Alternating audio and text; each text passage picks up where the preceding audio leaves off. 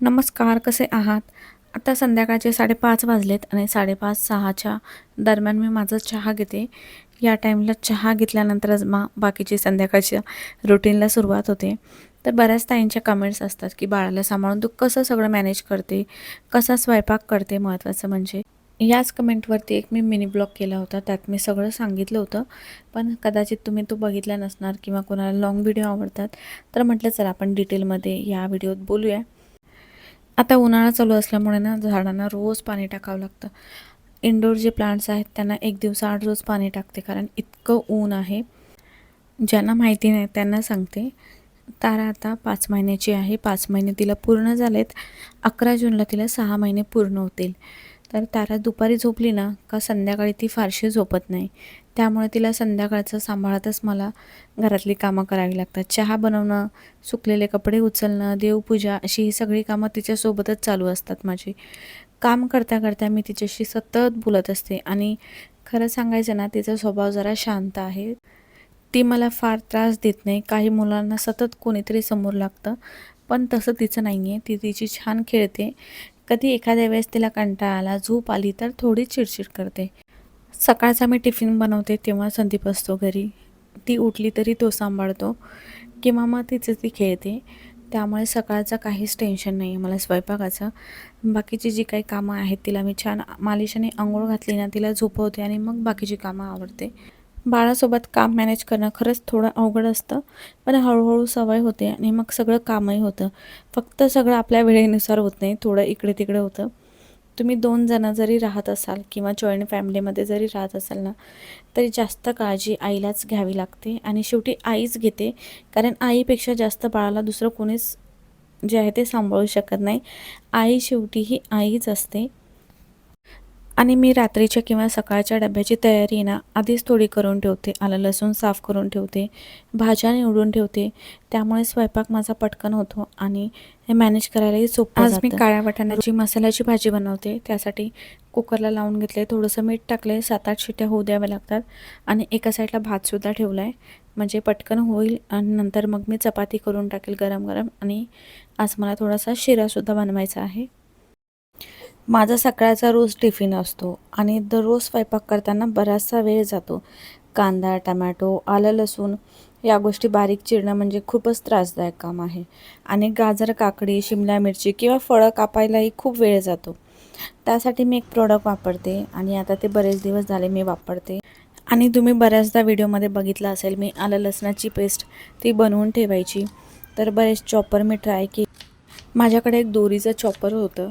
त्याने बराचसा हात दुखायचा आणि वेळ पण भरपूर लागायचा आणि त्याची दोरी तुटली का मग त्याचा काहीच उपयोग नाही.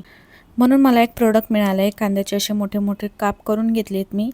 हे आहे अगारोचं elite rechargeable mini electric chopper. अत्यंत उपयोगाचं आहे. यामधली ही मोटर अतिशय पॉवरफुल असून 30 वॅटची आहे.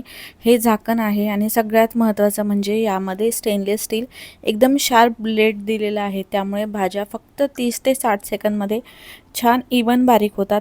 हा जो बाऊल आहे तो 100% BPF फ्री असून साहित्यापासून बनलेला आहे. त्यामुळे पदार्थाची जी नैसर्गिक चव आहे ती टिकून ठेवण्यासाठी आणि ताजेपणा टिकून ठेवण्यासाठी हे असं खास छान त्याने डिझाईन केलेलं आहे.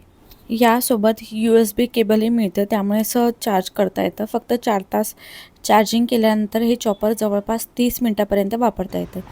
यामध्ये ड्युअल सेफ्टी टच मायक्रोझम असल्यामुळे झाकण नीट स्लॉटमध्ये लॉक केल्याशिवाय आणि बटन प्रेस केल्याशिवाय चॉपर सुरू होत नाही. त्यामुळे हे वापरण्यासाठी अतिशय सुरक्षित आहे. तर चला हे कसं वापरायचं ते बघूया आपण.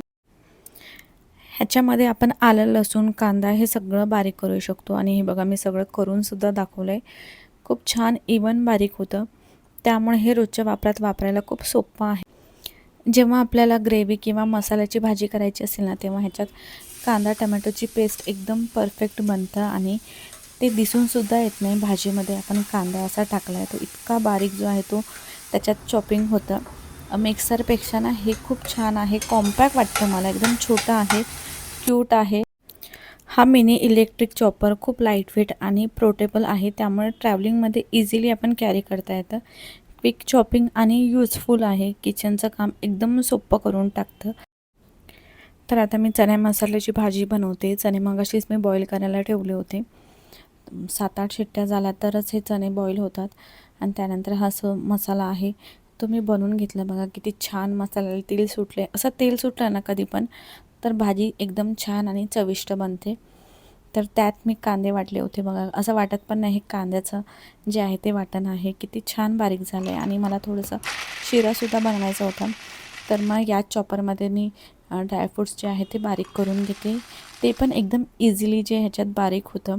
जितकं हे वापरायला सोपं आहे तेवढंच साफ करायला. फक्त हा जो बाऊल आहे तो स्वच्छ धुवून घ्यायचा आहे. त्याच्यावरचं जे झाकण आहे ते धुवायचं आहे. आणि त्याची स्टेनलेस स्टीलची जी प्लेट आहे ती थोडी काळजीपूर्वक धुवा, कारण खूप शार्प आहे. त्याची मोटर सॉफ्ट क्लॉथने वाईप करून घ्यायची. एकदम सोपं काम झालं आहे आता किचनमध्ये. रात्रीचा स्वयंपाक बनवते तेव्हा आम्ही दोघीच असतो घरी. यावेळेस चिकू घरी नसतो, कारण तो जिम्नॅस्टिकला असतो. तो 6ला जातो आणि 8:30 वाजता घरी येतो. आता उन्हाळ्याच्या सुट्ट्या आहेत. शाळेला सुट्टी असली तरी त्याचा क्लास सुरू आहे. आम्ही पुढच्या आठवड्यात त्याला सुट्ट्या घेणार आहे. आणि तिचे पप्पासुद्धा आहेत ना, ते ऑफिसला असतात. त्यामुळे रात्रीचा स्वयंपाक तिला सांभाळतच मला करावा लागतो. जर चिकू घरी असेल ना तर तो तिला खेळवतो किंवा झोळीत वगैरे टाकून आहे ना तिला हलवतो. त्यामुळे माझं काम थोडं सोपं होतं. आणि शनिवार रविवारी संदीप असतो घरी, तर तो लक्ष देतो पूर्ण तिच्याकडे. आणि बाकीच्या दिवसात मात्र तिच्याशी बोलत खेळतच माझा जे आहे ते घरातली कामं होतात. स्वयंपाक रात्रीचा तिला सांभाळतच करावं लागतं मला. आता बघा मी देवपूजा करते आणि ती कशी शांत खेळते. तर तिला मी कधी पण देवपूजा करते ना तेव्हा मी इथेच ठेवते, म्हणजे ती इकडे तिकडे कुठेही जाईल म्हणून. कारण आता ती ना पोटावर पालथी पडते, तर बेडवर वगैरे किंवा झोळीत वगैरे टाकलं ना तर तिच्याकडे लक्ष द्यावं लागतं. आणि ती रडत असेल ना तर सगळं काम मी साईडला ठेवते. कधी कधी उशीरसुद्धा होतो स्वयंपाक करायला. त्यावेळेस तर एक ऑप्शन आहे माझ्याकडे, खिचडी नाही तर डाळ भात. तर तेच मी बनवते मग, जर ती मला खूप त्रास देत असेल. तर ती रडत असेल तर सगळं काम साईडला ठेवते. तिला दूध पाजवते, तिला खेळवते किंवा झोपायचं असेल तर झोपवते. असं करत मग मी माझा स्वयंपाक करते. स्वयंपाक करायला ना बराचसा वेळ जातो. आधी मी एकदा किचनमध्ये गेली ना तर हळूहळू सगळं करायची. आता मला जसा वेळ मिळतो तसं मी करते. मी टाईमवर सगळ्या गोष्टी करत नाही आता. कधी कधी स्वयंपाक बनवायलासुद्धा मला उशीर होतो. कधी कधी मी लवकर स्वयंपाक बनवायला घेते. जर ती झोपली वगैरे असेल तर मग मी लवकर स्वयंपाक करायला घेते. थोडंफार जे आहे ते बनवून घेते आणि बाकीचा जो आहे तो नंतर बनवते. तर असं आहे रुटीन सध्या माझं. आणि सगळ्यांच्या घरात हेच असणार आहे. बाळ असलं ना तर एखाद्या वेळेस स्वयंपाक स्किप पण होतो, पण आम्ही शक्यतो बाहेरचं काही खात नाही ना, त्यामुळे मग आम्हाला घरीच खिचडी नाही तर डाळ भातच बनवावा लागतो. तर हे बघा छान चण्या मसाल्याची भाजी बनवली आहे मी, चपाती बनवली आहे, भात बनवला आहे आणि थोडासा शिरा बनवलेला आहे. आणि हो, बऱ्याचदा मला अशी सुद्धा कमेंट येते की तुमचं वेट कसं काय मेंटेन ठेवलं आहे किंवा तुम्ही बेबीसाठी कोणते प्रोडक्ट वापरता. तर हे मी तुम्हाला मिनी ब्लॉगमध्ये सांगेल.